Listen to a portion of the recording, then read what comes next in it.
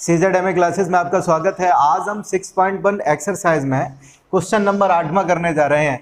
तो question number 8वां हम पढ़े देते हैं। इसमें लिख रहा है एक गुब्बारा जो सदैव गोलाकार रहता है। एक गुब्बारा आपको दिया गया है और जो सदैव कैसा रहता है, गोलाकार है। पहले भूमिका तैयार कर लेते हैं, क्या क्या इसमें मुख्य बातें हैं। गोलाकार है, अगर गोलाकार है तो गोले का आपको सूत्र लगाना पड़ेगा। अब कह रहा है आगे, एक पंप द्वारा 900 सेंटीमीटर क्यूब गैस प्रति सेंटीमीटर भरकर फुलाया जाता है।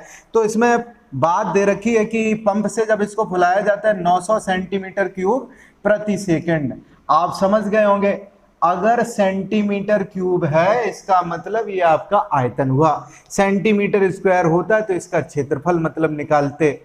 सेंटीमीटर क्यूब है इसका मतलब क्या हुआ, ये आपका आयतन का वैल्यू गिवन है, यानी कि ये आपका होगा dV अपॉन dt। नीचे सेकंड इसलिए ये dV अपॉन dt बनेगा। दूसरी इंपॉर्टेंट बात ये दे रखी है, आगे लिखता है गुब्बारे की त्रिज्या के परिवर्तन की दर बताइए। गुब्बारे की त्रिज्या के परिवर्तन की दर रेट आपको बताना है, रेडियस में क्या चेंज होगा, यानी कि dr अपॉन dt बताना है। कब बताना है, जब वो कह रहा है कि जब त्रिज्या आपकी 15 सेंटीमीटर है, यानी कि r की वैल्यू आपकी कितनी है, 15 सेंटीमीटर है। ये मुख्य बातें रही। तो अब एक एक करके हम यहाँ पे वैल्यू लिखेंगे। आप सबसे पहले क्या करेंगे, गोला की त्रिज्या मानेंगे r, इसके बाद में गोले का आयतन भी मानेंगे, दिया है लिखेंगे। इसके बाद में v बराबर 4/3 पाई r क्यूब फॉर्मूला लगाएंगे, अवकलन करेंगे t के सापेक्ष, वैल्यू रखेंगे, r का मान रखेंगे, r बराबर 15 पे वैल्यू आप निकालेंगे, आपका आंसर आ जाएगा। चलिए स्टार्ट करते हैं। तो सबसे जो पहली बात है इंपॉर्टेंट, आपको मानना पड़ेगा, माना गोले की त्रिज्या r तथा आयतन v है, तथा आयतन v है, v से व्यक्त किया गया है। हम जानते हैं गोले का आयतन बराबर, गोले का आयतन v बराबर 4/3 पाई r क्यूब ये होता है। t के सापेक्ष आपको अवकलन करना पड़ेगा, क्या होगा, dv अपॉन dt बराबर 4/3 पाई, ये आपका आगे निकल आएगा। r क्यूब का करोगे तो 3r² dr अपॉन dt, यही तो होता है, आप सब लोग जानते हैं। ये 3 से 3 कैंसिल हो गया तो आपकी वैल्यू क्या आई, 4/3 पाई dr अपॉन dt। इसे आप कहिए समीकरण नंबर 1, इसे आप क्या कहेंगे, समीकरण नंबर 1 कह देंगे। अब आपको चाहिए क्या है, तो अब आपको चाहिए dr अपॉन dt का मान। अब यहाँ पे जब वैल्यू आप क्रॉस कर देंगे तो dv अपॉन dt का मान आपका आएगा 4 पाई। 4 पाई के बाद क्या है, r² है और dr अपॉन dt है। यहाँ से आपको चाहिए क्या, dv अपॉन dt बराबर तो आपको गिवन है, तो हम यहाँ लिख देंगे, चूंकि दे रखा है हमें इसका मान 900 सेंटीमीटर क्यूब प्रति सेकंड गिवन था, तो यहाँ आपको मेंशन करना पड़ेगा, चूंकि dv अपॉन dt बराबर 900 सेंटीमीटर क्यूब प्रति सेकंड, ये आपको गिवन है क्वेश्चन के अंदर। अब जब आपको dr अपॉन dt चाहिए तो dr अपॉन dt को एक तरफ करना पड़ेगा, बाकी की वैल्यूज को दूसरी तरफ, तो 900 अपॉन 4 पाई r², इधर होगा dr अपॉन dt। अब dr अपॉन dt जो ज्ञात करना है वो कब ज्ञात करना है, जब r का मान आपका 15 गिवन है। लिखेंगे जब r बराबर 15 सेंटीमीटर है, r बराबर कितना गिवन है, जब r बराबर 15 सेंटीमीटर, तो क्या होगा, तो dr अपॉन dt r बराबर 15, लिखेंगे आप 900, इधर आपका 4, पाई की जगह पाई है, r की वैल्यू आपकी 15 है, तो 15 का 2 बार मल्टीप्लाई, 15 गुणे 15, 15 छक्का 90, 15 चौको 60, ये 4 से 4 कैंसिल, तो आपकी वैल्यू कितनी आई, 1/पाई। अब 1/पाई को आप क्या लिख सकते हैं, 1/पाई को आप कुछ इस रूप में भी लिख सकते हैं, 1 अपॉन 22/7, 7 आपका ऊपर हो जाएगा, 7 कितना 22 होगा क्या, r का मतलब होता है सेंटीमीटर, त्रिज्या सेंटीमीटर में, और यहाँ t है, t का मतलब आपका क्या होगा सेकंड। आप इतना रखिए इतना रखिए, दोनों बातें आपकी सही होंगी। आखिरी लाइन आपको लिखनी पड़ेगी। आपसे पूछा क्या गया था तो हम आपको बता देते हैं। आपसे पूछ रहा था क्वेश्चन नंबर 8 में गुब्बारे की त्रिज्या के परिवर्तन की दर ज्ञात कीजिए। तो लिखेंगे था गुब्बारे की त्रिज्या की परिवर्तन की दर, त्रिज्या की परिवर्तन की दर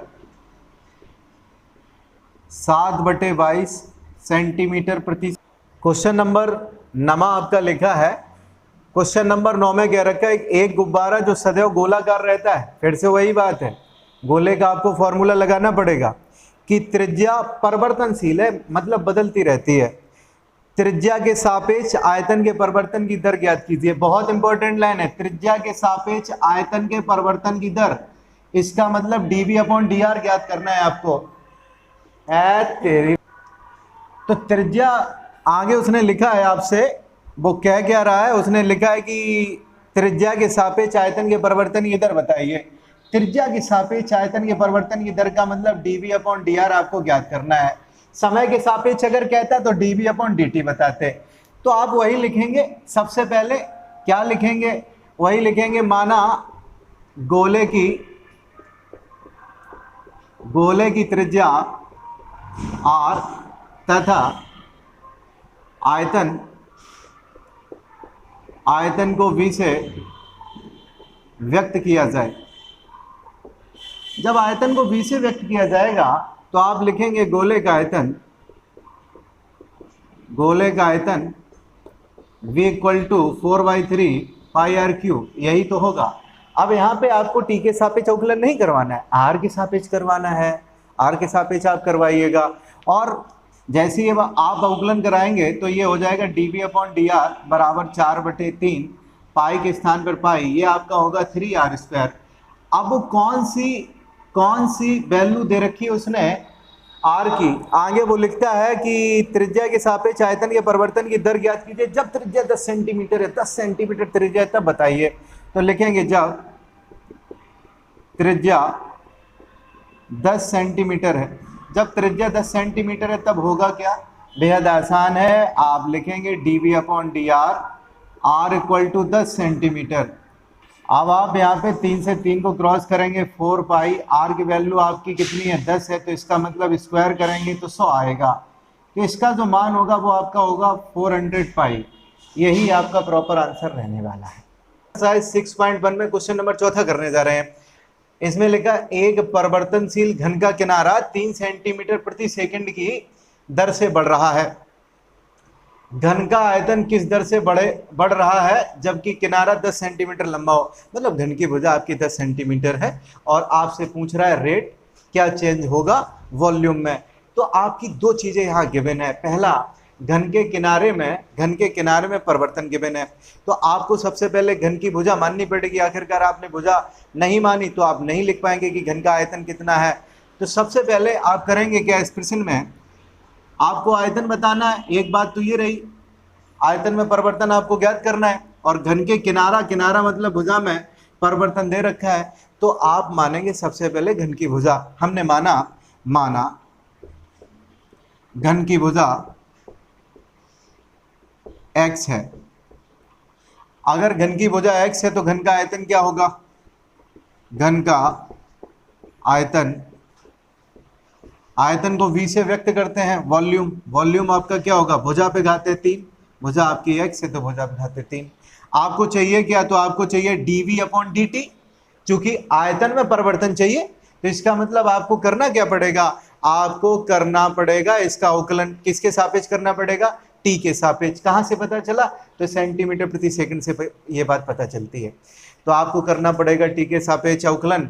जब t के सापेक्ष आप अवकलन करेंगे तो ये होगा dv/dt बराबर 3x² और इस x का दोबारा से dx अपॉन क्या होगा dt। अब dx/dt का मान क्या है, तो प्रश्नानुसार हमें गिवन है कि आपने भुजा मानी थी x और इसका जो रेट है जो चेंज हो रहा है प्रति सेकंड वो कितना हो रहा है, 3 सेंटीमीटर। इसका मतलब हमें गिवन है, दिया है, चूंकि dx/dt बराबर गिवन है 3 सेंटीमीटर अपॉन सेकंड, ये गिवन है। अब समीकरण 1 इसको मान लीजिए। समीकरण 1 में dx अपॉन dt का मान रखने पर, जब आप मान रखेंगे तो आपका आंसर क्या होगा, dv अपॉन dt। स्टार्ट है। अच्छा, अब dx अपॉन dt का मान जब आप रखोगे तो ये होगा dv अपॉन dt बराबर 3x² इंटू कितना, इंटू यहाँ पे 3, मतलब 9x² होगा। अब वो कह रहा है कि आयतन किस दर से बढ़ रहा है जबकि किनारा यानी कि जो आपकी भुजा है वो 10 सेंटीमीटर है। तो आप लिखेंगे जब किनारा 10 सेंटीमीटर है, जब किनारा 10 सेंटीमीटर है, किनारा अगर 10 सेंटीमीटर, इसका मतलब dv upon dt x equal to 10 centimetre आपको लिखना पड़ेगा। यहाँ रखिए 9 और 10 का स्क्वायर आप करेंगे तो 100 होगा। आंसर आपका क्या बनेगा, तो आपका आंसर बनेगा 900। 900 के बाद में मात्रक आपका क्या, तो वॉल्यूम का आपका मात्रक होता है, भुजा पे गाते 3, और यहाँ सेंटीमीटर है तो इसका मतलब ये सेंटीमीटर क्यूब बन जाएगा, सेंटीमीटर क्यूब अपॉन क्या, तो टी फॉर टाइम, तो आपका आंसर रहेगा 900 सेंटीमीटर क्यूब अपॉन सेकंड। ये क्वेश्चन नंबर 4 का आंसर रहा। लिखिए एक स्थिर झील में एक पत्थर डाला जाता है और तरंगें वृत्तों में वृत्त के रूप में चलती हैं, 5 सेंटीमीटर प्रति सेकंड की गति से चलती हैं। जब वृत्ताकार तरंग की त्रिज्या 8 सेंटीमीटर है तो उस क्षण घिरा हुआ क्षेत्रफल किस दर से बढ़ रहा है। उस क्षण, उस समय, इस क्षण का मतलब क्या है, उस क्षण समय घेरा हुआ क्षेत्रफल किस दर से बढ़ रहा है। तो क्षेत्रफल आपका वृत्त का क्या होता है, वृत्त का आपका क्षेत्रफल होता है पाई आर स्क्वायर, वही फॉर्मूला आप लगाएंगे। और ये किसका मान है, ये किसका मान है, ये बड़े आसानी के साथ आप पता लगा ले जाएंगे। क्यों, क्योंकि आपका फॉर्मूला यही होगा पाई आर स्क्वायर, और वृत्त के अंदर त्रिज्या के अलावा और कोई बात इंपॉर्टेंट नहीं होती है, यानी कि जो घटेगा और बढ़ेगा इसमें केवल एक ही है, घटने और बढ़ने का काम कौन करेगा, त्रिज्या। अगर त्रिज्या छोटी तो छोटा वृत्त, बड़ी त्रिज्या तो बड़ा वृत्त।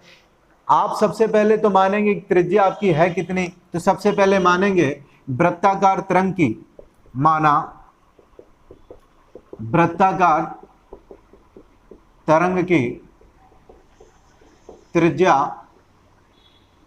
8 सेंटीमीटर है, वृत्ताकार तरंग की त्रिज्या 8 सेंटीमीटर है।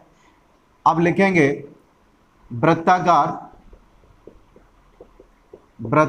तरंग का क्षेत्रफल A बराबर पाई आर स्क्वायर, ये होगा पाई आर स्क्वायर। अब आपको चाहिए क्या, आपको चाहिए dA अपॉन dt।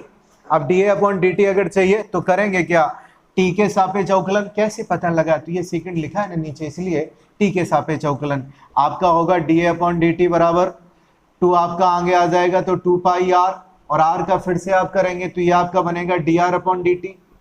समीकरण नंबर 1 कह दीजिए। अब dr अपॉन dt का मान क्या है, तो 5 सेंटीमीटर प्रति सेकंड। लिखा नहीं है तो आप पता लगाएंगे कि वही है, त्रिज्या का ही मान होगा, क्योंकि r के अलावा और कुछ इसमें होता नहीं है।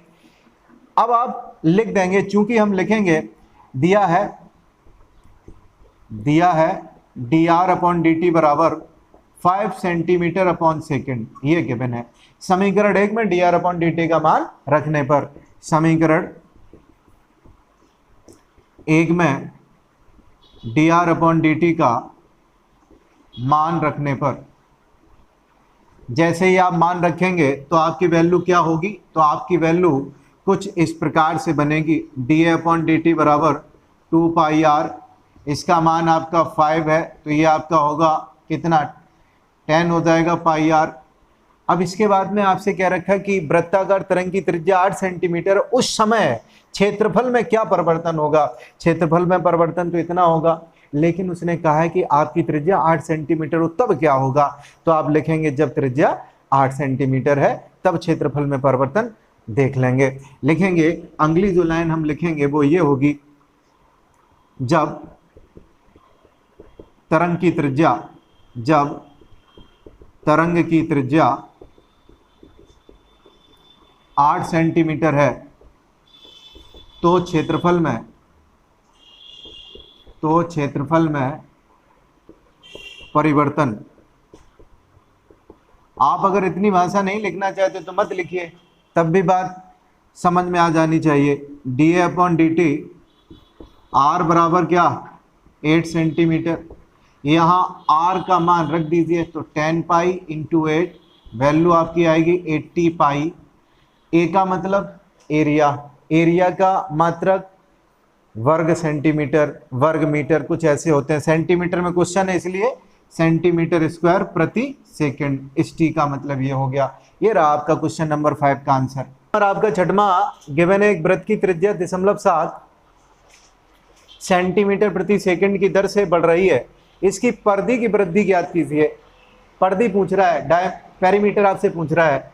जब r बराबर 4.9 सेंटीमीटर है, कह रहा है कि जब आपकी त्रिज्या 4.9 सेंटीमीटर है तो आप बताइए परिधि में कितनी वृद्धि होगी, पेरीमीटर में क्या चेंज होगा। तो सबसे पहले आपको लिखना पड़ेगा वृत्त की त्रिज्या कितनी है और परिधि को आप किससे व्यक्त करेंगे।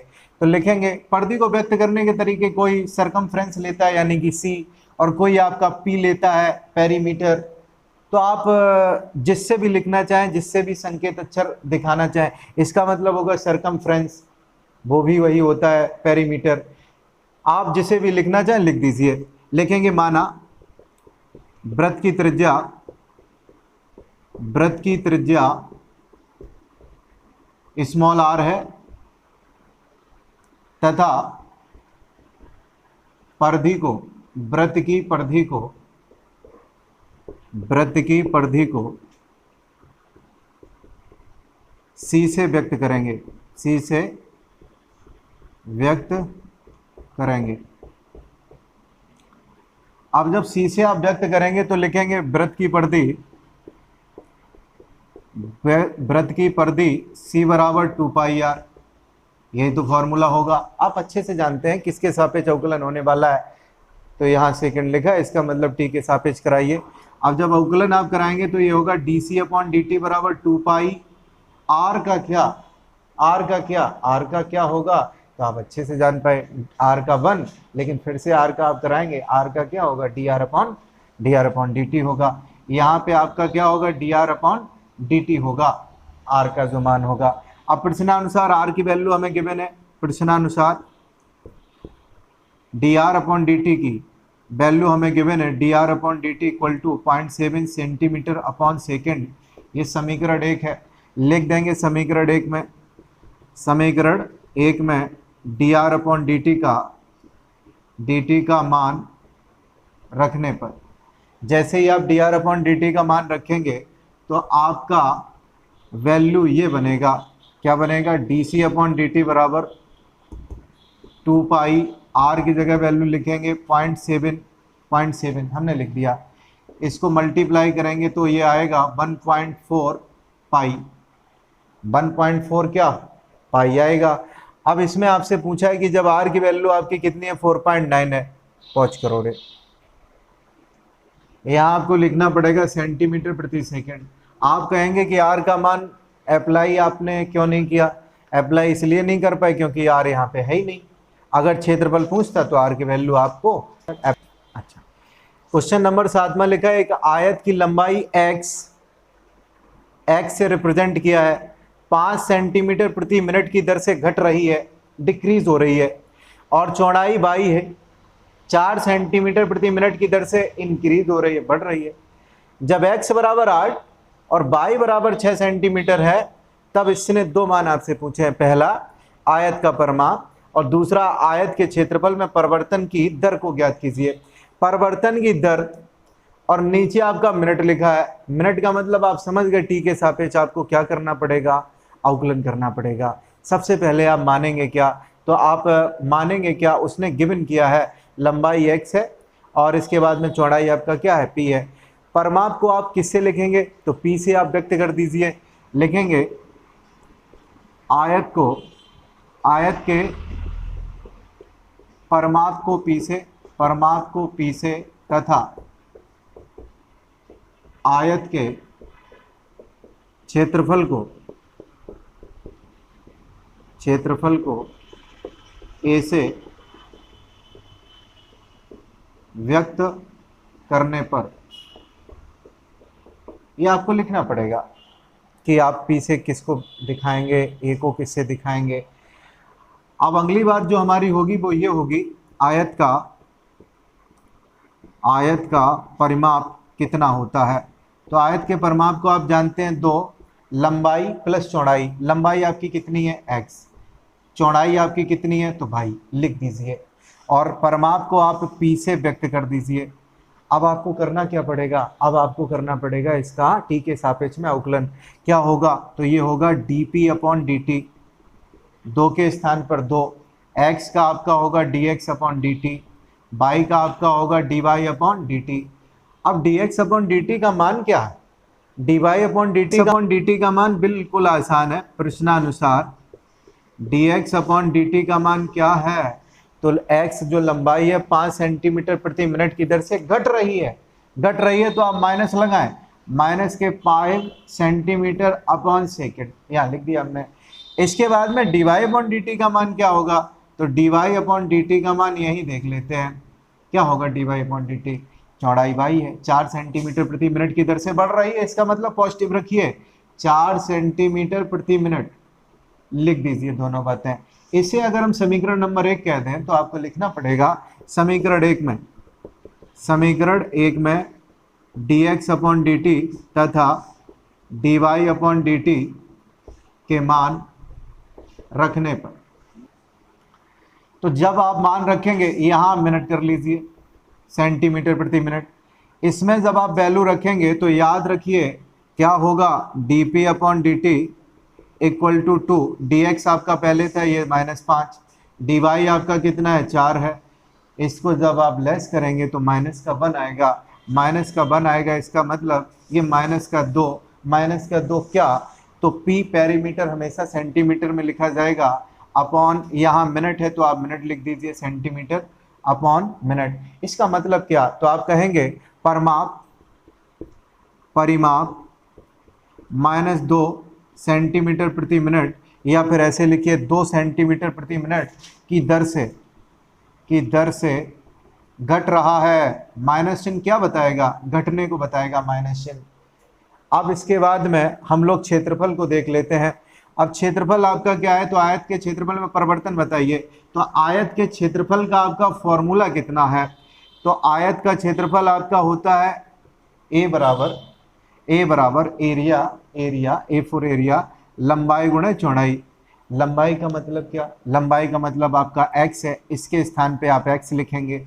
चौड़ाई का मतलब आपका क्या, तो चौड़ाई के स्थान पे आपका y है, यहाँ पे आप क्या लगाएंगे, y लगाएंगे या लिखेंगे। अब यहाँ सबसे मज़ेदार बात तो ये है कि आप इसका अवकलन जब t के सापेक्ष में कराएंगे तो ये फर्स्ट और ये सेकंड फलन बन जाएगा।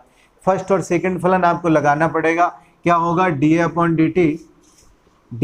डी टी बराबर पहला फलन जैसे का तैसा, दूसरे का अवकलन तो वैल्यू आपकी आएगी D Y upon D T, plus का निशान दूसरा फलन, ये इनटू का निशान है दूसरा फलन पहले का अवकलन, इसका मतलब D x upon D T यहाँ पे लिखना पड़ेगा। अब x का वैल्यू उसने कहा है कि जब x बराबर 8 और y बराबर 6 है तो लिखेंगे जब x बराबर 8 और y बराबर 6 सेंटीमीटर है, जब x बराबर 8 सेंटीमीटर y बराबर 6 सेंटीमीटर, तो आयत के क्षेत्रफल में परिवर्तन क्या होगा, परिवर्तन तो D A upon D T, x बराबर 8 और y बराबर कितना है 6, ये दोनों वैल्यूज गिवन है। x की जगह पे 8 रखिए, लिख दीजिए। इसके बाद में y का मान आपका कितना है तो 6 है, यहाँ पे लिखें। dx अपॉन dt का मान कितना होगा, -5, ये आपको लिखना पड़ेगा। अब जब कैलकुलेशन करेंगे तो ये आपका 32 माइनस का 30 तो आपका 2 आएगा। 2 क्या, सेंटीमीटर स्क्वायर प्रति मिनट है तो आप मिनट लिखिए, मिनट। आंसर आप अंत में क्या लिखेंगे, आंसर आप ये लिखेंगे, क्या लिखेंगे, अतः क्षेत्रफल, आयत का क्षेत्रफल 2 सेंटीमीटर स्क्वायर प्रति मिनट की दर से बढ़ रहा है। अगर पॉजिटिव निशान है तो बढ़ रहा है। ये आपका क्वेश्चन नंबर। आप सबका CZMA क्लासेस में स्वागत है। आज हम आर्मी पेपर सेट नंबर 11वां करने जा रहे हैं। अभी तक 10 सेट हमारे कंप्लीट हो चुके हैं। तो क्वेश्चन नंबर हमारा एक ये रहा, इसमें लिखा है यदि लॉग इसका बेस आपका 10 है, यहाँ x बराबर a, तो पूछता है आपसे कि x का मान क्या होगा। कई बार इस क्वेश्चन को कर लिया गया है, पहले भी आपको बताया गया था। जब आप यहाँ से लॉग को रिमूव करेंगे, हटाएंगे, तो आप क्या करेंगे, जो इसका आधार होता है, जो भी इसका आधार है उसको दूसरी तरफ ले जाइए। इधर आपका आधार क्या था, तो 10 था, 10 इधर लिख लिया, और जो आपका इधर लिखा है RHS में, इसको पावर के रूप में लिख दीजिए, यही आपका आंसर होगा। फिर से सुन लीजिए, जो आपका बेस होता है, आधार होता है, इधर लिखना पड़ता है। इधर RHS में जो भी है इसको पावर के रूप में लिख दीजिए। ये आपका x का मान रहा। क्वेश्चन नंबर 1 होता है कंप्लीट। अब क्वेश्चन नंबर 2 की तरफ चलते हैं। तो दूसरा हमारा प्रश्न ये है, इस प्रकार से गुणनखंड आपको बताने हैं। 4k² - 4k + 1 के गुणनखंड बताइए। इसको 0 के इक्वल रखिए। आप क्या करेंगे, 4 × 4 जानते हैं अच्छे से, 2 और 2 आपके गुणनखंड बन गए। 4k² - 2k - 2k + 1 = 0। 2 2 बना लीजिए यहाँ जोड़ों के रूप में। तो आप ले लेंगे कॉमन 2k, तो आपका आंसर होगा 2k - 1। इधर -1 कॉमन, 2k - 1। तो आपके गुणनखंड कुछ ऐसे आए, 2k - 1 2k - 1। ये आपका आंसर रहा। आप चाहें तो इसका होल ऑफ स्क्वायर लिख सकते हैं, एक ही बात है। क्वेश्चन नंबर 2 समाप्त हुआ। तीसरे की तरफ चलते हैं।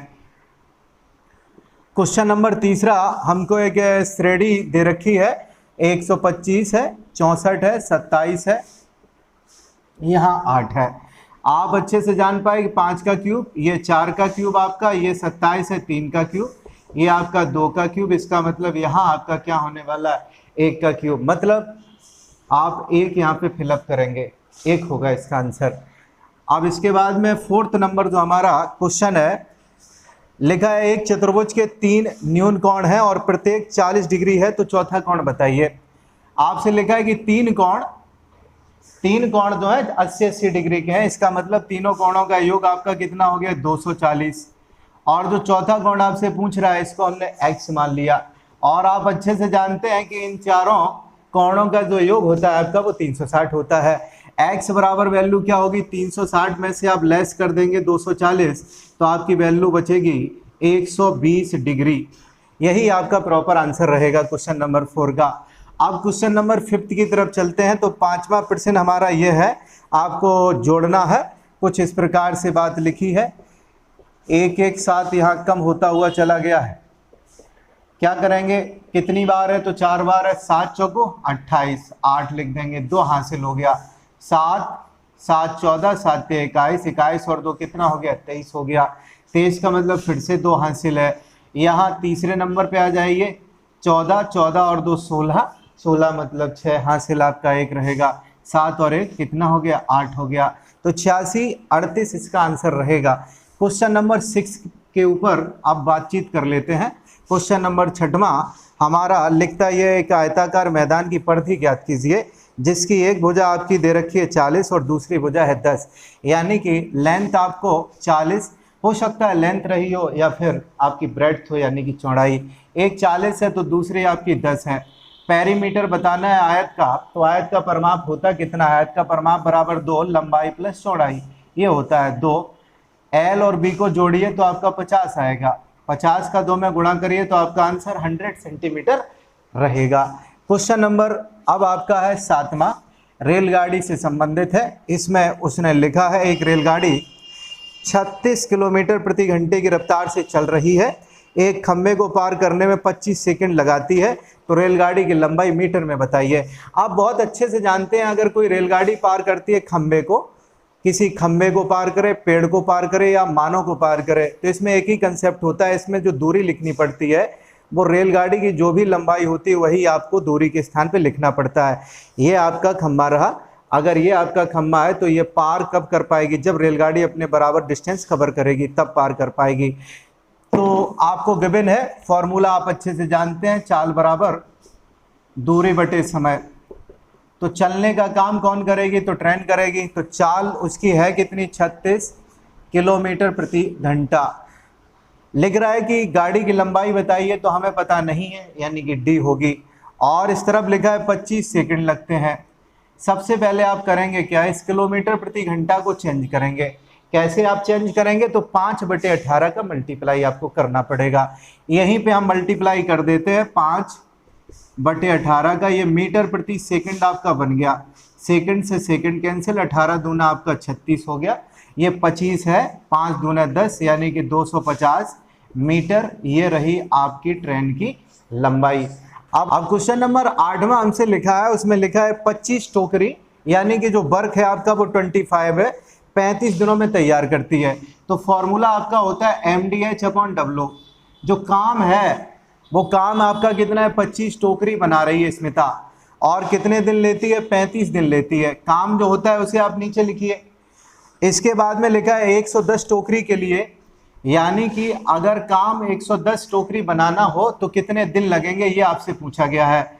आसान सी बात है, 5 से काटेंगे और ये आपका 22 हो जाएगा। 5 से जब काटेंगे, 5 सत्ते 35, 22 का आप मल्टीप्लाई करवाएंगे किसमें, 7 में, तो आपका कितना बनेगा, 154 बनेगा। कर लीजिए, 154 ही आएगा। दिन आपको लगेंगे कितने, 154। अगला जो हमारा क्वेश्चन है, इसमें लिखा है एक तोता 28 रुपये 40 पैसे में बिक्री के लिए रेडू 25% लाभ कमाती है, बिक्री कर देती है 28 रुपये 40 पैसे में, तो तोते का क्रय मूल्य बताइए। तो आपसे सीपी पूछा गया है तोते का। क्वेश्चन नंबर 9 है, सीपी आपसे पूछ रहा है क्रय मूल्य आपका क्या होगा। यदि सेलिंग की बात कर लें, 28 रुपये 40 पैसे रही है, और प्रॉफिट आपका रहा है, प्रॉफिट परसेंटेज है 25%। कैसे करेंगे, तो फॉर्मूला आप अच्छे से जानते हैं, प्रॉफिट परसेंट बराबर SP minus CP upon CP गुणे 100। यही तो होता है, कई बार बताया गया है। SP आपका है 28.4, CP आपको निकालना है तो X मान लीजिए CP को, गुणे यहाँ पे 100 है, और इधर आपका लिखा है 25।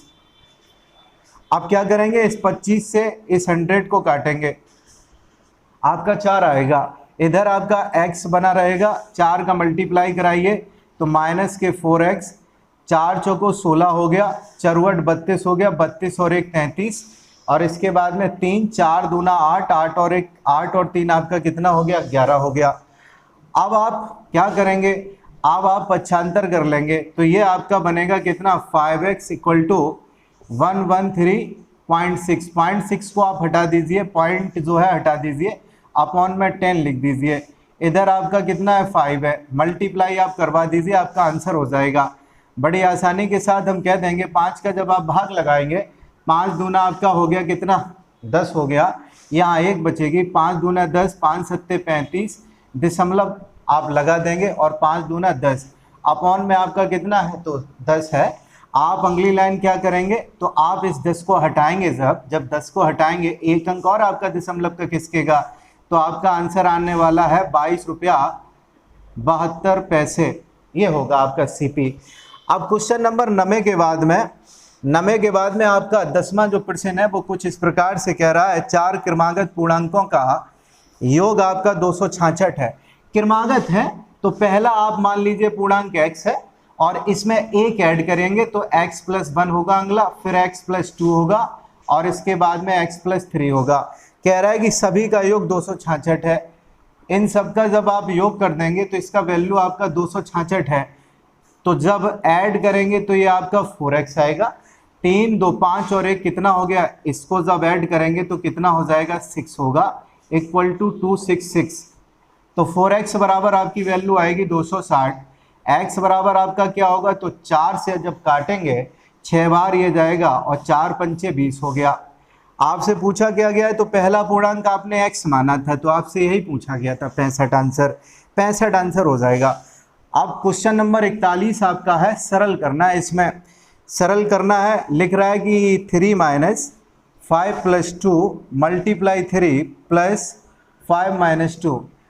सिंप्लीफाई करना है, इसको सरल करना है। आप जानते हैं वर्डमस नियम से ब्रैकेट आप सबसे पहले हल करेंगे। 5 और 2 आपका कितना हो गया, 7, तो ये -7 और 3 का आपका मल्टीप्लाई 7 या 21 हो गया, +5 - 2 है। अब क्या करेंगे, 21 आपका माइनस का है, 5 प्लस का 5 और 3 हो गया आपका 8, लिखेंगे माइनस के 23 और प्लस के आपके 8 हैं। 23 में से जब 8 आप लेस करेंगे तो आपका माइनस का 15 आंसर आएगा। क्वेश्चन नंबर ये हमारा समाप्त होता है 41। अब चलते हैं, यानी कि 11वां क्वेश्चन था। अब 12वें प्रश्न की तरफ चलते हैं। लिख रहा है 0.5 की पावर 4, पॉइंट है 0.5 और इसके बाद में माइनस के निशान इधर लिख रहा है 0.4 की पावर 4 अपॉन में इसने लिखा है 0.5 की पावर 2 प्लस 0.4 की पावर 2। आप इस क्वेश्चन में करेंगे क्या आप 4 बार गुणा करेंगे? नहीं, इतना समय वहाँ नहीं होता है। तो आप ऐसा करिए, यहाँ वर्गांतर यूज करिए। क्या करिए? वर्गांतर यूज करिए। क्या होगा वर्गांतर? तो 0.5 यहाँ इस प्रकार से लिख लीजिए 4 को, इधर इसको भी ऐसे ही लिख लीजिए। जैसे ही आप इस प्रकार से लिख लेंगे तो ए स्क्वायर माइनस बी स्क्वायर बन जाएगा। ए स्क्वायर माइनस बी स्क्वायर जब आप कर देंगे तो बड़े आसानी के साथ जो आपकी हर में व्यवस्था लिखी है वो कैंसिल आउट हो जाएगी। इसको आप ए कहिए, इतना आपका लिखा है इसको ए कहिए, और ये आपका जो लिखा है इसको आप बी कहिए। तो ये ए का स्क्वायर और ये आपका बी का स्क्वायर, तो आपका बनेगा क्या? ए माइनस बी और ए प्लस बी। जब ए माइनस बी आप करेंगे तो आप कहेंगे 0.5 का स्क्वायर, जो आपका लिखा है कुछ इस प्रकार से 0.5 का स्क्वायर प्लस 0.4 का स्क्वायर, और इसको एक ब्रैकेट में कर दीजिए। ये आपका बना क्या? ये आपका बना a प्लस बी। इसके बाद में अगला ब्रैकेट चालू होगा तो यहाँ लिखना पड़ेगा 0.5 का स्क्वायर माइनस 0.4 का स्क्वायर। ये आपका दूसरा ब्रैकेट है। अपॉन में आपका लिखा है 0.5 का स्क्वायर प्लस 0.4 का स्क्वायर। इससे ये आपका कैंसिल आउट हो जाएगा। अब आप इसको सरल कर सकते हैं। इसको भी सरल करने के लिए आपको दोबारा से वर्गांतर लगाने की ज़रूरत है, या फिर आप डायरेक्ट कर दीजिए। दोनों बातें हैं, कोई वर्गांतर लगाएगा लग जाएगा, लेकिन आप डायरेक्ट कर दें तो ज़्यादा अच्छा है। तो इसका आंसर होगा 0.25 और यहाँ लेस करना पड़ेगा 0.16। जब आप घटाएंगे तो आपका आंसर होगा 0.09, ये आने वाला है। अब 42 क्वेश्चन के बाद में अब हम चलते हैं 43 नंबर पर, यानी कि ये आपका 13वां प्रश्न रहेगा, क्वेश्चन नंबर 13। इसमें लिखा है घनमूल आपको निकालना है 216 और इधर 000 है।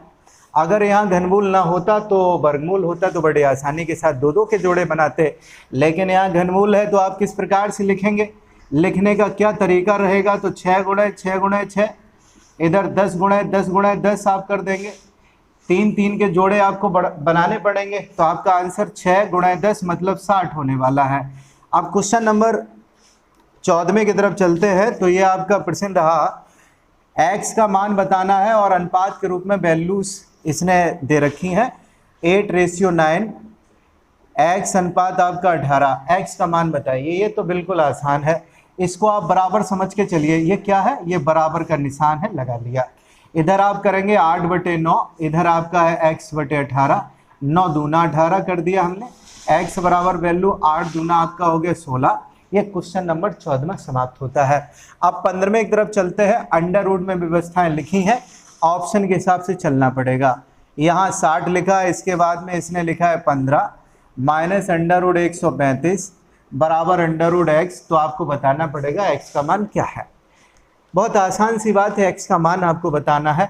सबसे पहले इनके फैक्टर करिए। इनके फैक्टर क्या होंगे? तो 15 चौको 60 होता है, तो आप लिखेंगे 15 चौकों का मतलब 2 दूना 4 हो गया।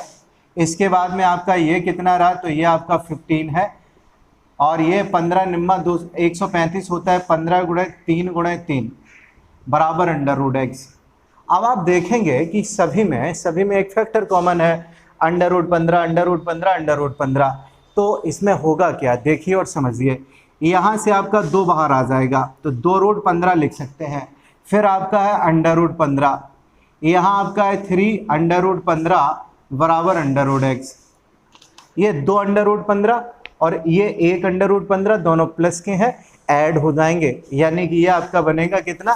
3 अंडर रूट 15, और ये आपका माइनस का 3 अंडर रूट 15 गिवन है। तो आप अच्छे से जानते हैं ये कैंसिल आउट होगा। कुछ लोग ये नहीं समझ पाते कि ये कैसे आपने कर दिए 3, तो हम उनको बता देते कैसे कर दिए।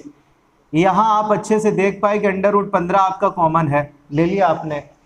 यहाँ से आपका 2 बचेगा, प्लस का निशान, यहाँ कुछ नहीं तो 1 बचेगा, इसलिए 2 और 1 3 हो जाएंगे, 3 √15 बनेंगे। और आप एक और अच्छे से बात जानते हैं कि आखिरी में एक जैसी चीज़ें हैं तो ये जोड़ और घट सकती हैं, इनमें भाग और गुणा भी हो सकता है।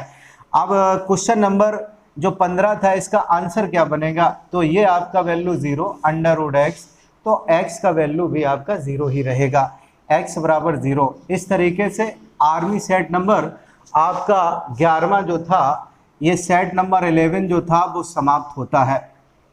अब सेट नंबर 12वां देख लेते हैं। इसमें पहला क्वेश्चन है ए की आयु बी से 25% कम है। अब इसने लिखा है ए की आयु बी से 25% कम है, तो सबसे पहले आप 25% की भिन्न निकालिए। कैसे निकालेंगे? 25 और बटे कर देंगे 100, 25 चौको आपको हो गया 100। ऐसा कम है तो माइनस का चिन्ह लगाइए। कौन कौन कैंडिडेट हैं? तो आपका एक ए है और दूसरा आपका बी है। कम कौन है? ए की आयु बी से कम है, इसका मतलब ए का आयु आपको कम लेना और बी की आयु ज़्यादा लेनी है। तो बी की आयु आपकी 4 हो गई, 4 में से 1 कम करिए तो इसका मतलब ए का जो आयु होगा वो आपका 3 रहेगा। इसके बाद में वो पूछ रहा है बी की आयु ए से कितने % अधिक है। बी की आयु ए से कितनी ज़्यादा? तो आप कहेंगे 1 ज़्यादा। किससे? बी की आयु ए से जिससे हो उसको अपॉन में करिए, गुणा 100 कर दीजिए, आपका आंसर आ जाएगा 33 सही 1/3%। ये क्वेश्चन नंबर 1 का आंसर आपका रहा। अब क्वेश्चन नंबर 2 की तरफ हम लोग चलते हैं। इसमें वो लिख रहा है हिमांशी और प्रियंका की आयु में 3:5 का अनुपात है यदि दोनों की आयु का योग 80 वर्ष है। इसने लिखा है एक तरफ हिमांशी है और दूसरी तरफ प्रियंका, एक की आयु 3 है और एक की आयु 5 है।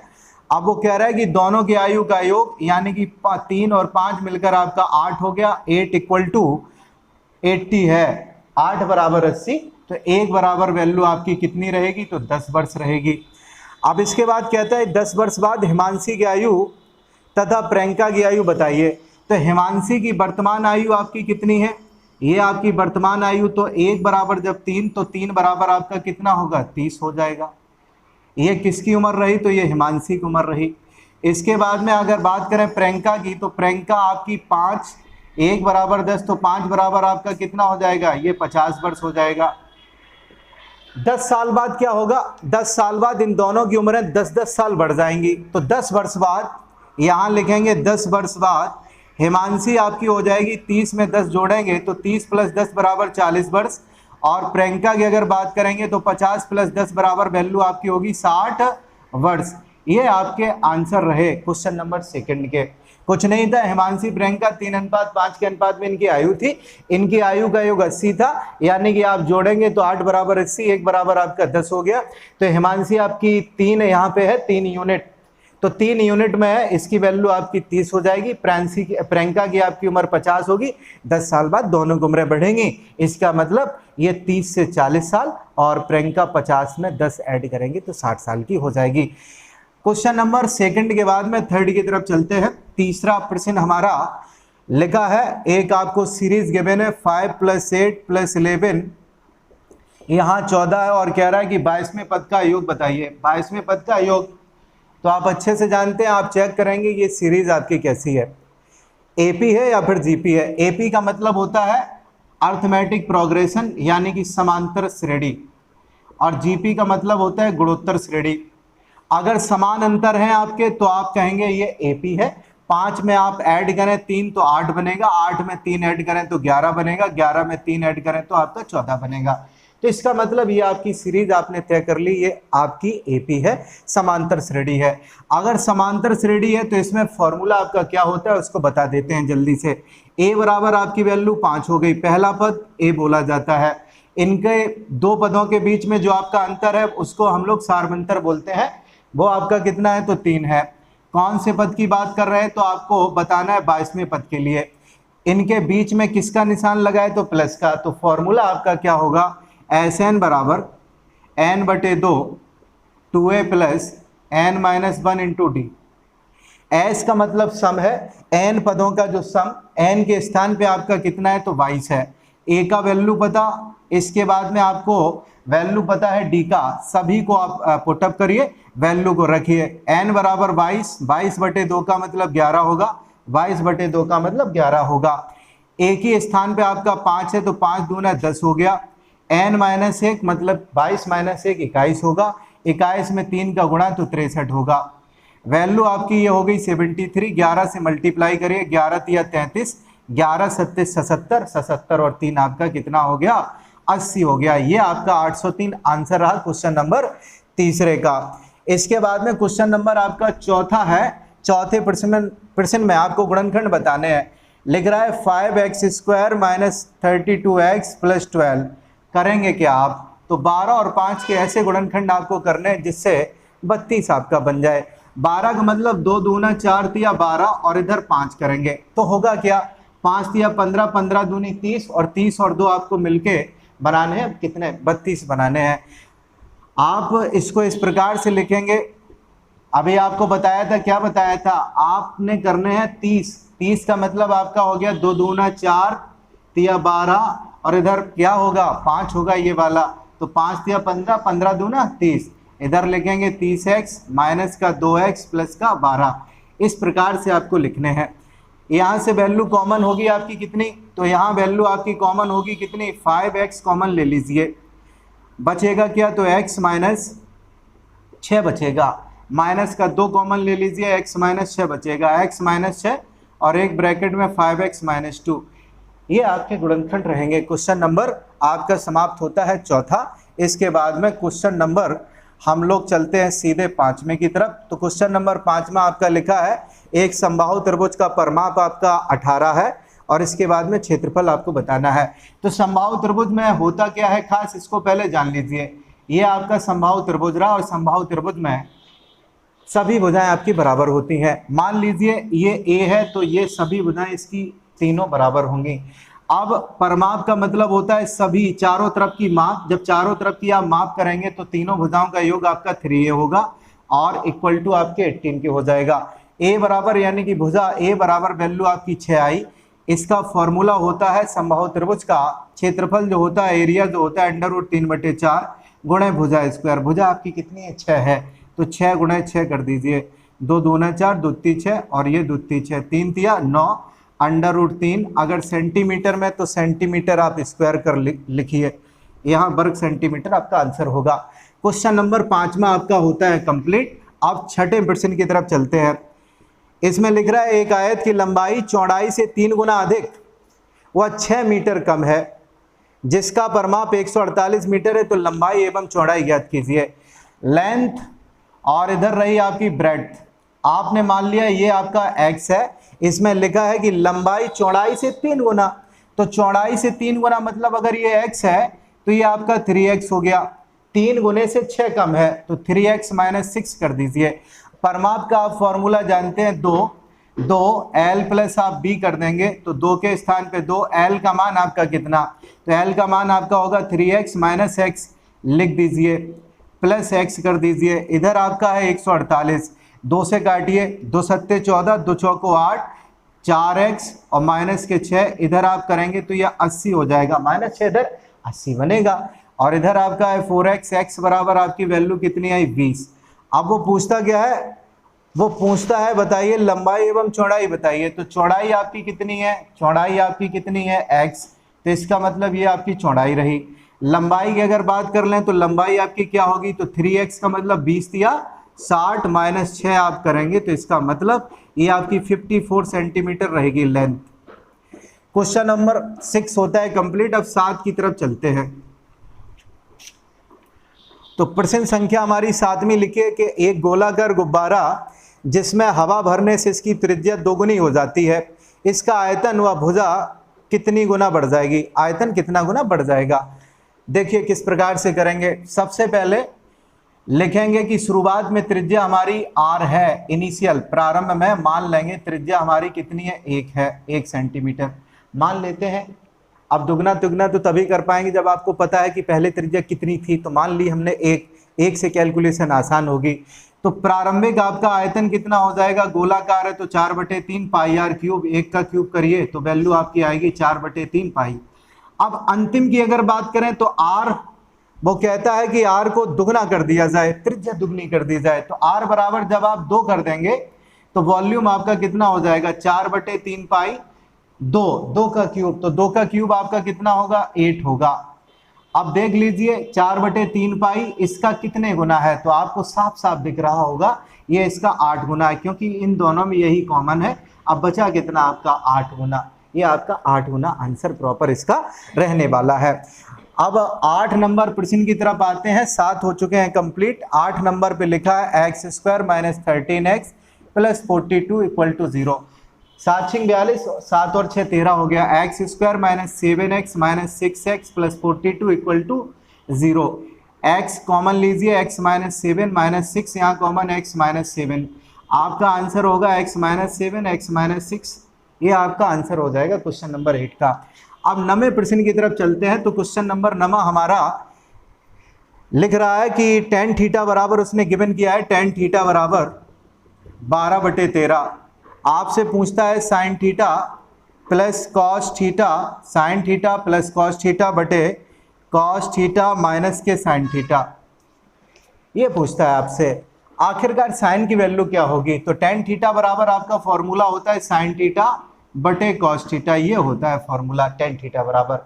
साइन की वैल्यू आपकी सामने मिलेगी, ये 12 है, cos की वैल्यू आपके सामने मिलेगी, ये 13 है।